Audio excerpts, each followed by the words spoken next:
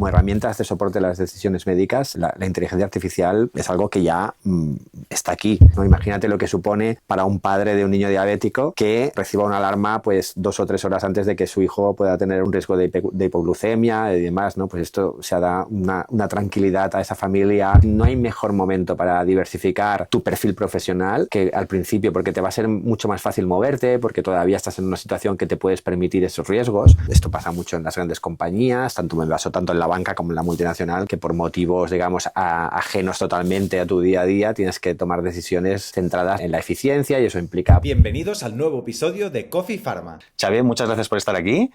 Xavier es CEO de Bettercare, una startup. Bueno, no madurita, sé si startup ya, empresa ya con hacer años en el sector. Cuéntanos un poco, ¿quién eres? Pues mira, yo soy Xavier García Ordóñez, voy a hacer 50 años, medio siglo, y llevo casi la mitad de mi vida en el ámbito de salud, sobre todo en la parte de medical device. Mi carrera profesional empezó más en finanzas, en la banca, pero rápidamente cambié al sector salud, que me apasiona, y sobre todo siempre alrededor de la venta compleja, la parte del acceso al mercado, toda esta parte, digamos, de procesos de decisión complejos con muchos decisores me apasiona y es algo que ha conducido mi carrera. Muy bien, muy bien. Mira, hay una pregunta que nos ha hecho la audiencia y tiene relación con esto que acabas de decir. Al final tú te estás enfrentando día a día con muchos interlocutores, tienes que crear una estrategia para ver cómo llegar a estas personas, cómo abordar las conversaciones. Es un rol que requiere mucha comunicación y que seguro que también viene con muchos retos y con mucha presión. Entonces, desde tu posición, ahora mismo, hoy en día, ¿cómo vives la presión y cómo la gestionas? Bueno, al final yo creo que lo principal es asumir que la gestión de esa presión es parte de tu responsabilidad y además yo creo que es una responsabilidad importante porque gran parte de esa presión va asociada a la responsabilidad que tienes asociada con el equipo. Es decir, al final tú manejas un equipo de personas y tienes que velar porque ellos estén bien, porque el proyecto siga adelante, porque ellos apuestan por ti. Además, creo que es como una correspondencia. Entonces eso genera efectivamente una presión. La manejo como puedo. Lógicamente no te voy a decir que es algo que no me impacte, me impacta. Además, creo que soy una persona bastante empática, con lo cual eso puede ir a favor, pero en este tema podría ser algo que me perjudicara. Pero lo más importante que hago es, sobre todo, apoyarme mucho en el propio equipo para compartir momentos. O sea, hay veces que no creo que sea una debilidad pues demostrar, ¿no? Esos momentos, digamos, vulnerables con el equipo y sobre todo con mi familia, con mi pareja, mis hijos, son las personas con las que comparto. Yo creo que incluso mis hijos que son pequeños conocen el día a día, ¿no? de la compañía porque lo comparto con ellos, porque el resto de mi tiempo cuando no estoy en el trabajo estoy con mi familia y son las dos cosas a las que dedico mi vida. Muy bien, pues te lanzo otra pregunta porque me la has dejado en bandeja y también nos lo ha dicho el público. ¿Cómo llevas el tema de la conciliación familiar?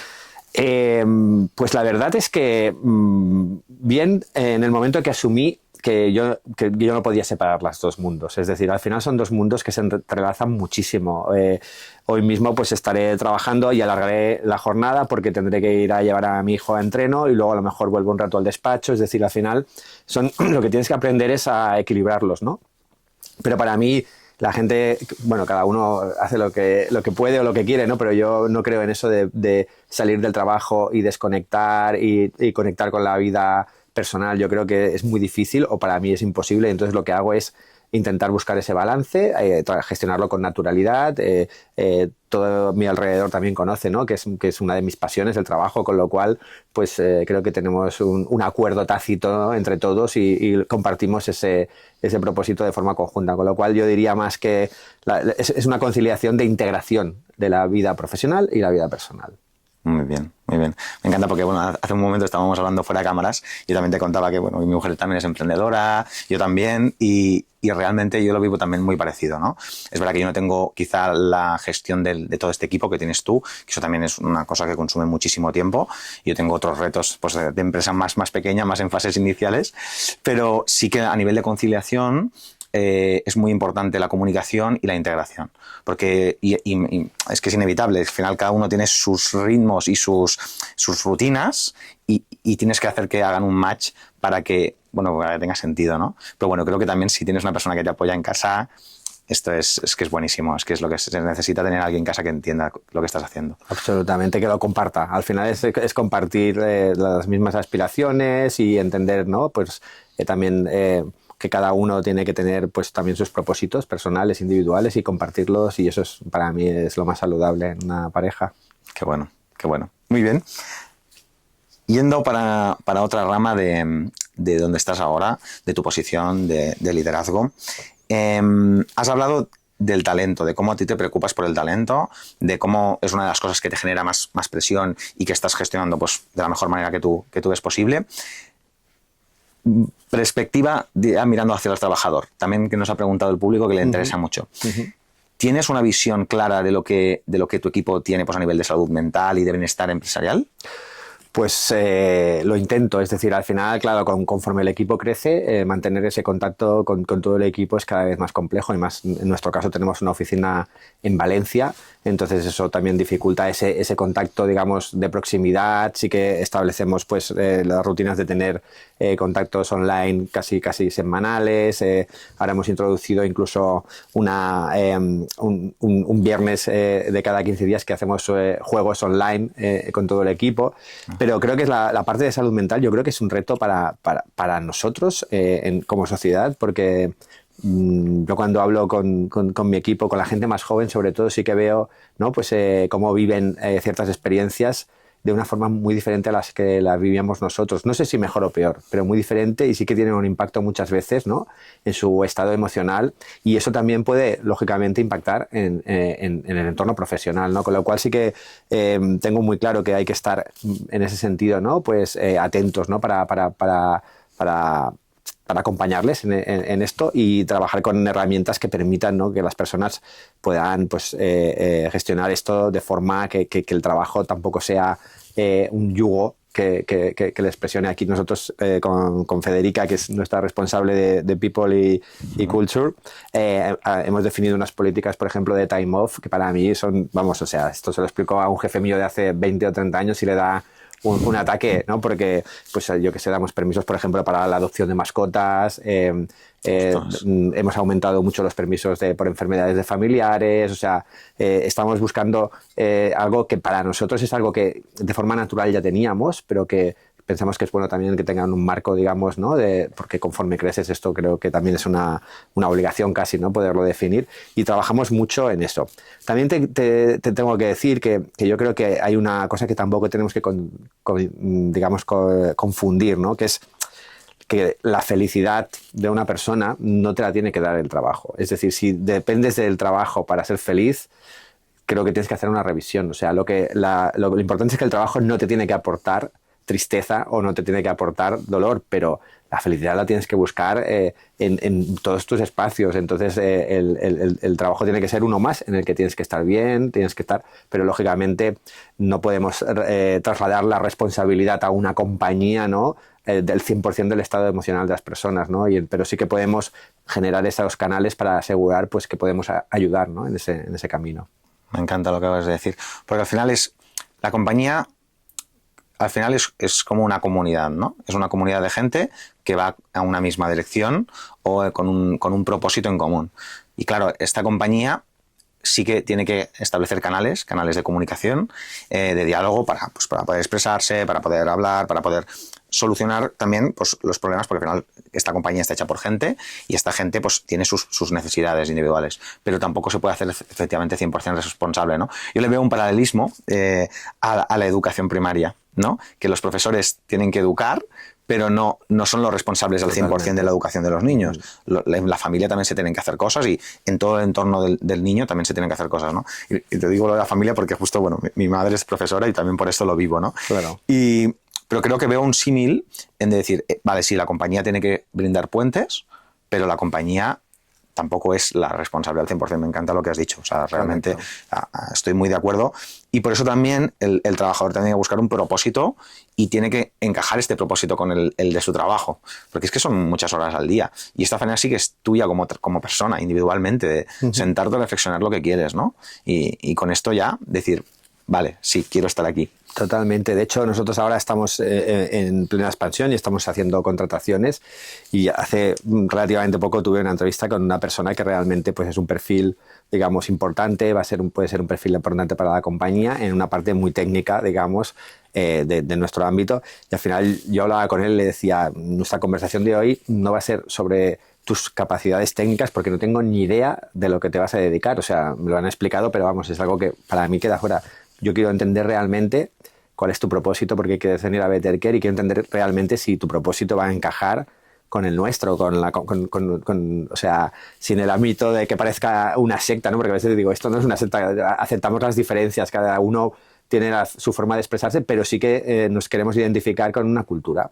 Y eso para mí es la piedra filosofal de nuestra compañía, es decir, tenemos muy clara cuál es nuestra cultura, cuáles son nuestros valores, nos los creemos, no son eslóganes vacíos, sino que son temas con los que nos identificamos, y queremos que la gente que se incorpore al proyecto pues también esté identificada, por el tiempo que sea, porque otra de las cosas que también pensamos, o al menos pienso yo, es que las relaciones profesionales, pues bueno, duran lo que duran, es decir, al final puede ser que por motivaciones diversas pues hayan otras oportunidades, pues celebrémoslo ¿no? Y aprovechemos el momento, pero realmente creo que es bueno, pues es algo que para mí es fundamental, ¿no? Que mientras las personas estén dentro de la organización, estén plenamente compartiendo el propósito y disfrutando, ¿no? de esa misma alineación con nuestra cultura.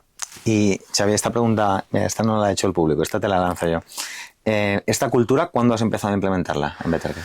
Pues desde que llegué prácticamente, ¿no? Yo me incorporé y yo creo que a los 3 o 4 meses les dije a los socios fundadores, nos vamos a sentar, nos fuimos a un hotel con un consultor con el que tengo mucha confianza, y estuvimos 8 o 10 horas seguidas hablando con ellos para entender cuál era la cultura de Bettercare, ¿no? Y trabajando con ellos definimos los valores, que luego en comunicación y tal se me quejan porque dicen, tenéis muchos valores. Digo, ya, pero es que son los que son. Es decir, son los que salieron realmente y son reales, no es algo que hayamos definido para poner en una web.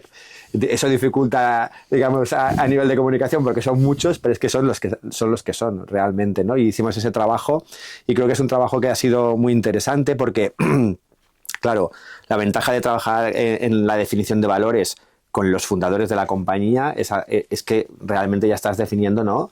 La base principal sobre la que la compañía debe crecer, y las decisiones que tomas pues te da una autonomía muy grande, porque siempre que estén alineadas con esos valores sabes que no tienes que hacer consultas constantes, ¿no? con los socios y demás, sino que tienes muy claro cuál es el marco de trabajo. Me encanta el consejo, me encanta porque has dicho esta reunión de 8 horas, ¿no? Que dedicas al principio y que después ya te permite ir creciendo con una coherencia, ¿no? Correcto. Y esto a veces, y ahora también desde la perspectiva del recruitment, ¿no? Que estoy yo, y creo que es un ejercicio que también puede hacer una persona a nivel individual para saber a dónde va, ¿no? Que me encuentro mucha gente que no sabe exactamente a dónde quiere ir, y es normal, es que vivimos en incertidumbre, pero está muy bien sentarse 8 horas, es que son 8 horas, es un día, pero es un día que te va a poner mucho más fácil los siguientes 365 días y de años y años. Y es ese día que te permite entender muy bien quién eres y hacia dónde quieres ir, ¿no? Entonces, creo que es muy, muy, muy buena idea que lo que estás proponiendo aquí encima de la mesa, ¿no? Lo antes posible y dedicarle un tiempo, que no es dedicarle 50 días ni 100 días, no es algo loco de decir, no, es un día. En un día puedes cambiar todo el rumbo de la compañía o de una trayectoria profesional, ¿no? Totalmente. Esto que me parece... Es una gran inversión. Es una gran inversión. Sí, porque tiene un retorno increíble. Claro, y encima en muchos ámbitos. Muchos ámbitos. Muy bien. Yendo ahora hacia una parte más de tu situación actual, de cómo has llegado, ¿no? O sea, creo que la gente también nos ha preguntado mucho, el público, cómo has llegado a estar donde estás, y nos lo han preguntado desde varias perspectivas. Así que vamos a empezar con la parte de qué decisión tomaste en su momento, que crees que ha sido la más importante para llegar donde estás ahora. Pues mira, para mí hay una decisión, digamos, recurrente, ¿no? En mi vida profesional, que ha marcado el momento en el que estoy, que es tomar decisiones de cambio cuando estaba en mi mejor momento. Es decir, cuando decidí salir de la banca era mucho antes de la crisis y todo el mundo me dijo, estás loco, si tienes unas condiciones estupendas y tal. Y dije, yo creo que ya esta etapa está acabada y necesito cambiar. Cuando salí del ámbito de multinacional fue algo, y además aquí ya, porque en la primera decisión, digamos que las cargas, digamos, eran menores, era más joven, tal, pero cuando decidí salir de la multinacional donde estaba, pues estaba en una situación privilegiada, con la confianza total de la dirección, con unas condiciones laborales fantásticas. Y hablo con mi pareja, hablo con mis hijos y digo, chicos, ha llegado el momento de hacer un cambio. Y entonces, pues realmente para mí ese punto fue un momento complejo, que si luego quieres hablamos, pero realmente es un punto que gracias a esa decisión estoy donde estoy hoy. Genial, me encanta. Desde otra perspectiva, ¿cuál crees que ha sido el reto más grande que has tenido? Pues mira, me va perfecto porque es este. Realmente, imagínate lo que es pues pasar de una vida muy cómoda, sin incertidumbres, a levantarte un día y decir, bueno, no tengo trabajo, mi mail pasa de 150 mails o no sé cuántos al día a cero de un día para el otro. Y al principio dices, bueno, descansa, tómate un tiempo, tal, pero luego empiezas a analizar, ¿no? Y realmente fue un proceso complicado porque me pensaba que sería mucho más fácil hacer el salto a otro proyecto y no fue tan fácil. Realmente yo creo que también conforme más te desarrollas la carrera en un ámbito, los saltos o los cambios son más difíciles. Es decir, porque al final, como tú sabes, Jenis, también el sector salud es un sector todavía muy compartimentado, ¿no? El hacer cambios de, digamos, a mí me apetecía cambiar, venía del mundo del medical device más tradicional y me apetecía hacer un cambio hacia diagnóstico o hacia farma. Estuve en procesos largos, muy interesantes y que además que me enriquecieron un montón, pero que al final siempre había un candidato que era mejor que yo y además objetivamente, es decir, claro, llevaba más años de experiencia o tenía más experiencia internacional o siempre iban criterios objetivos que hacían que estaba siempre el segundo, ¿no? Con mi mujer bromeábamos entre comillas, ¿no? Siempre quedas el segundo, ¿no? Y ese momento realmente fue duro porque, claro, tu inercia de vida sigue al mismo ritmo. Y entonces ahí hay pues una época complicada. Por suerte, en ese momento me surge una oportunidad de emprendimiento asociada a la parte de Market Access, que es algo que me gusta, y empecé a trabajar con proyectos desde casa, con proyectos con compañías internacionales, de proyectos de acceso para productos, para introducción de productos en España. Vale. Y eso me fue súper bien porque además empezó la pandemia que para mí no cambió nada, porque yo estaba trabajando desde casa con algunos clientes en Estados Unidos, en Holanda. Yo seguí trabajando desde casa, todo el mundo estaba tal. Y para mí la vida, bueno, mis hijos estaban en casa haciendo clase, pero mi vida fue exactamente la misma, ¿no? Y cuando estaba en el mejor momento en la parte de consultoría fue cuando los socios fundadores de Bettercare se aproximaron a través de un headhunter en el que había estado en algún proyecto y me presentaron el proyecto.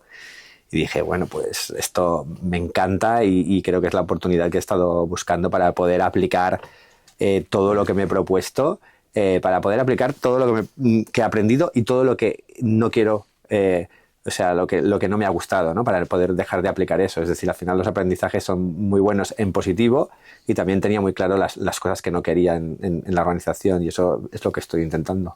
Yey, ¿aún no sigues nuestro canal? Suscríbete para no perderte ningún podcast. Me gustaría abordar también esto desde las malas decisiones, porque a veces también tomamos malas decisiones, sí, pero que nos pueden traer grandes aprendizajes. Totalmente. A veces no. Cuéntanos, ¿qué mala decisión crees que has podido tomar al inicio de tu carrera y que te gustaría, pues, como mínimo, compartirla para que el que nos pueda escuchar diga, ostras, quizás estoy en una etapa de inicio de carrera y no quiero evitar cometer este tipo de errores, ¿no? Pues yo lo primero que diría es que no me arrepiento de ninguna, porque pese, como tú dices, han tenido un impacto en el momento pues negativo o un impacto doloroso. Creo que todas ellas han contribuido a lo que soy ahora. Con lo cual, quizás los peores momentos, de hecho, que he pasado a nivel profesional por tensión, por presión, por reto, son los que me han dado más aprendizaje. Hubo uno muy concreto que fue una época en la que esto pasa mucho en las grandes compañías, me pasó tanto en la banca como en la multinacional, que por motivos, digamos, ajenos totalmente a tu día a día, tienes que tomar decisiones centradas, ¿no?, en la eficiencia, y eso implica pues reducir recursos, implica incluso muchas veces impacta en personas, y esos son momentos súper duros que realmente no te gustan, pero que cuando lo miras en perspectiva te han dado pues un aprendizaje importante. Yo daría un consejo o dos consejos muy importantes. El primero es respecto a los inicios. Yo creo que tenemos que tener muy claro hacia dónde queremos ir, pero es muy importante que diversifiquemos. O sea, si no hay mejor momento para diversificar tu perfil profesional que al principio, porque te va a ser mucho más fácil moverte, porque todavía estás en una situación que te puedes permitir esos riesgos.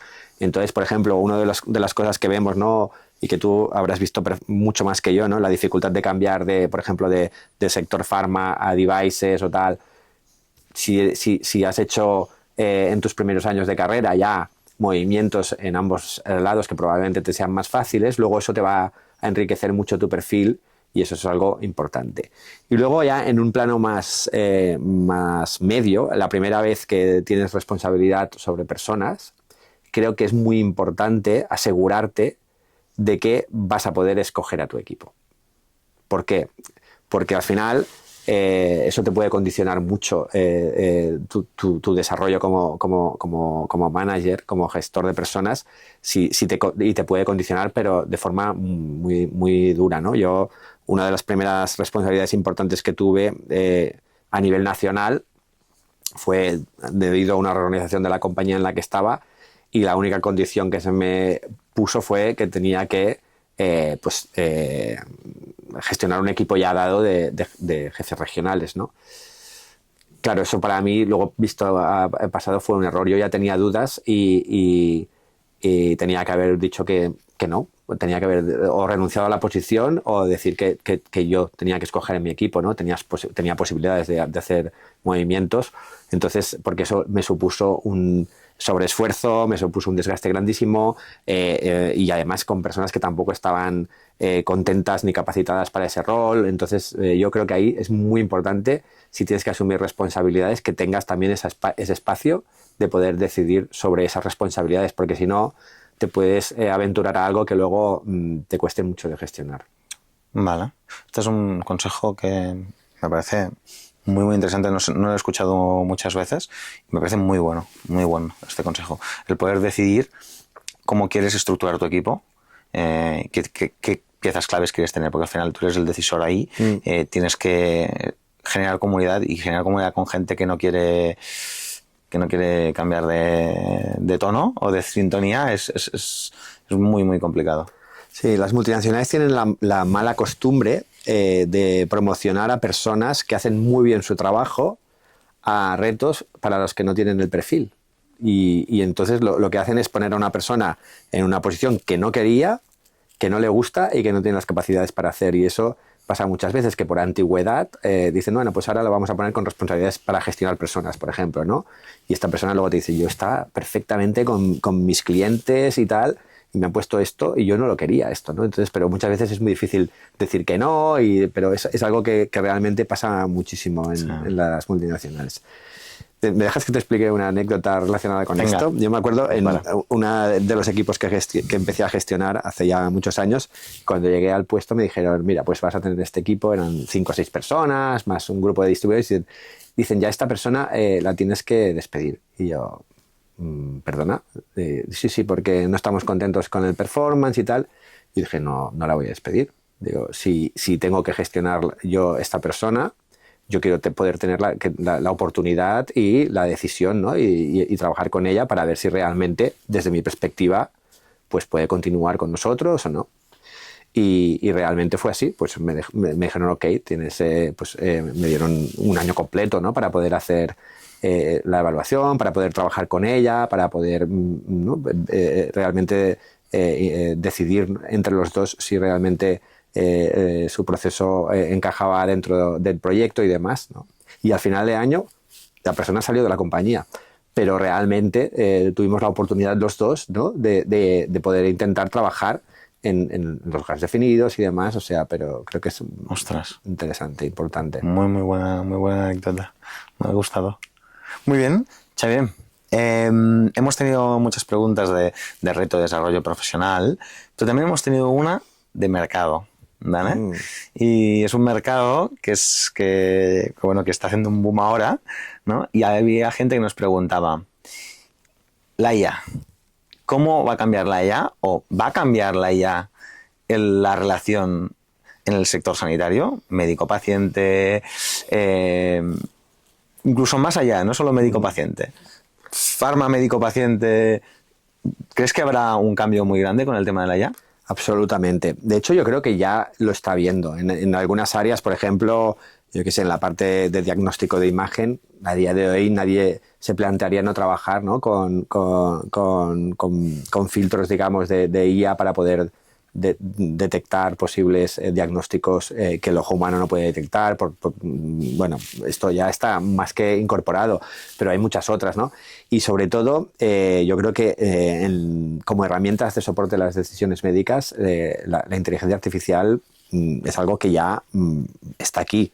Te pongo un ejemplo muy claro, por ejemplo, los modelos predictivos de los sensores de monitorización de glucosa para diabéticos, ¿no? Imagínate lo que supone para un padre de un niño diabético que reciba una alarma pues 2 o 3 horas antes de que su hijo pueda tener un riesgo de hipoglucemia y demás, ¿no? Pues esto se da una tranquilidad a esa familia y eso está ya en el mercado, o sea, ya es una realidad, ¿no? Pues como esto vamos a encontrar cada vez más herramientas de este tipo que puedan mejorar y que puedan además dar al profesional la oportunidad de centrarse más en lo que ahora no se pueden centrar, que es en trabajar con el paciente, en entender más a lo mejor otras perspectivas que no estén tan asociadas única y exclusivamente al diagnóstico y a la patología, sino otras variables que puedan incidir en la mejora del tratamiento de la enfermedad. Muy bien.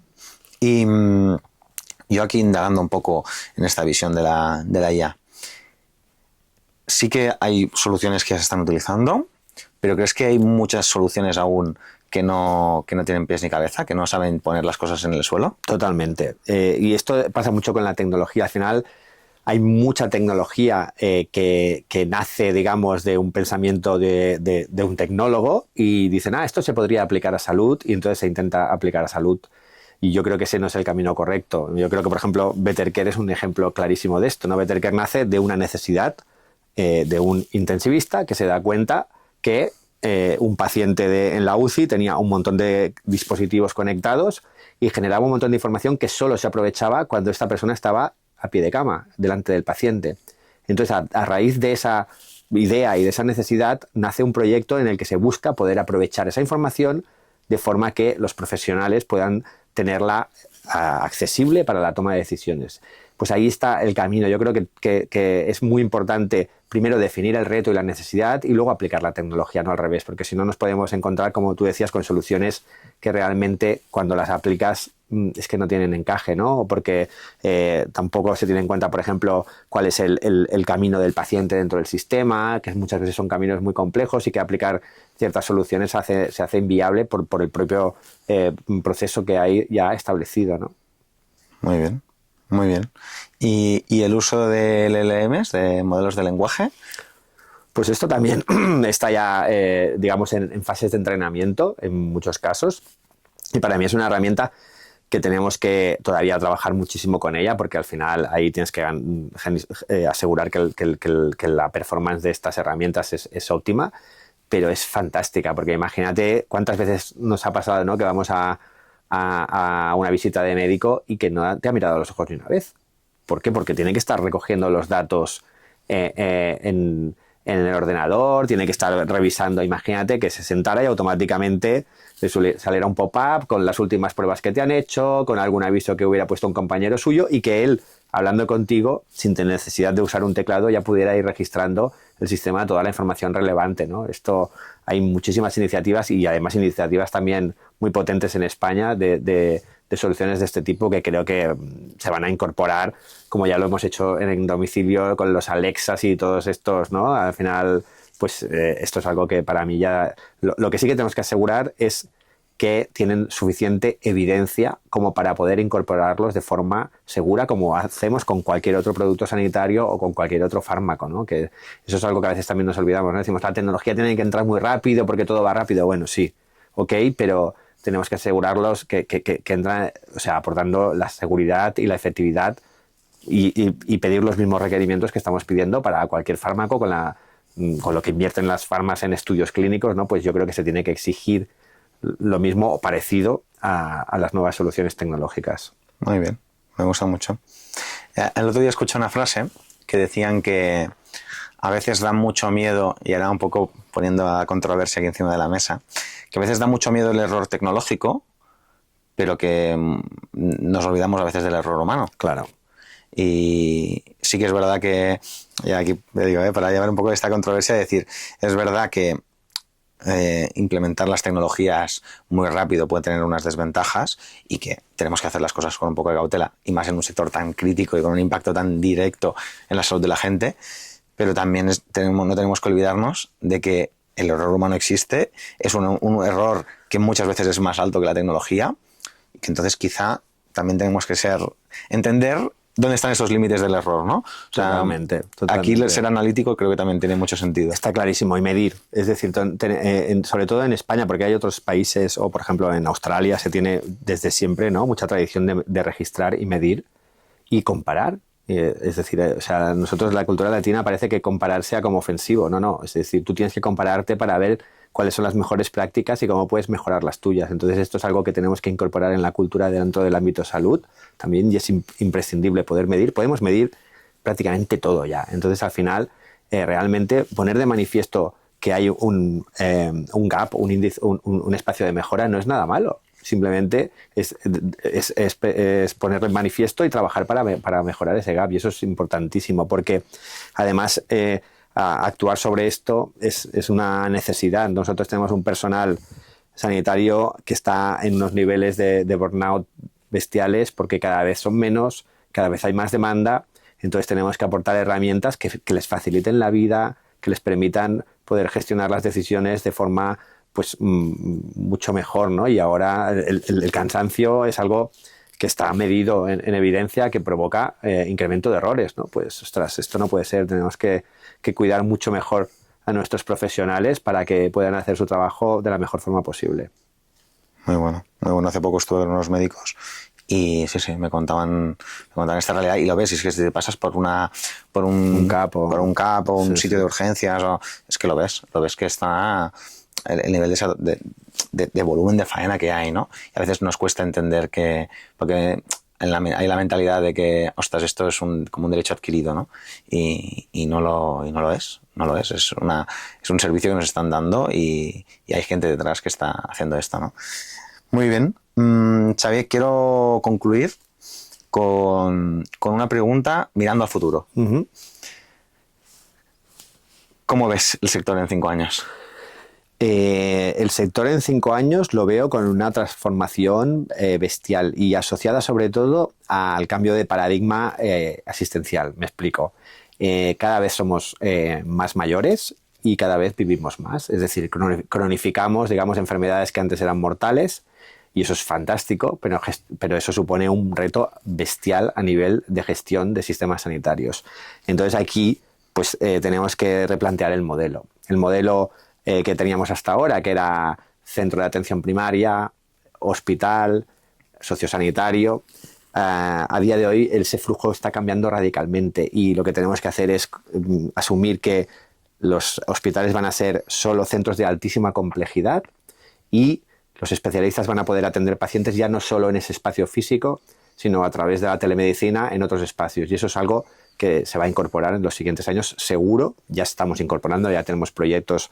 Por ejemplo, aquí en Sabadell tenemos un proyecto súper interesante en el que estamos trabajando para gestionar de forma integral todos los servicios de atención a domicilio hospitalaria, con ayuntamiento, con primaria, con hospitalaria y con sociosanitario, para asegurar que todo el mundo gestiona la misma información, que todo el mundo contribuye enfocado en el paciente, pero para, sobre todo, descargar la presión asistencial que hay a día de hoy en el ámbito de hospital especializado, que es el más costoso para nuestro sistema. Entonces, a través de la tecnología, lo que vamos a ver es acostumbrarnos que un día pues puedas estar sentado en tu casa, Genís, recibas una llamada de tu médico de cabecera para preguntarte qué ha pasado porque ha visto que alguno de tus índices biométricos que tienes en tu reloj se ha desviado, ¿no? Pues esto es algo que ya es una realidad y que tenemos que ver cómo incorporamos al proceso asistencial de la forma que sea pues lo más eficiente y lo más garantista también tanto para el paciente como para el profesional.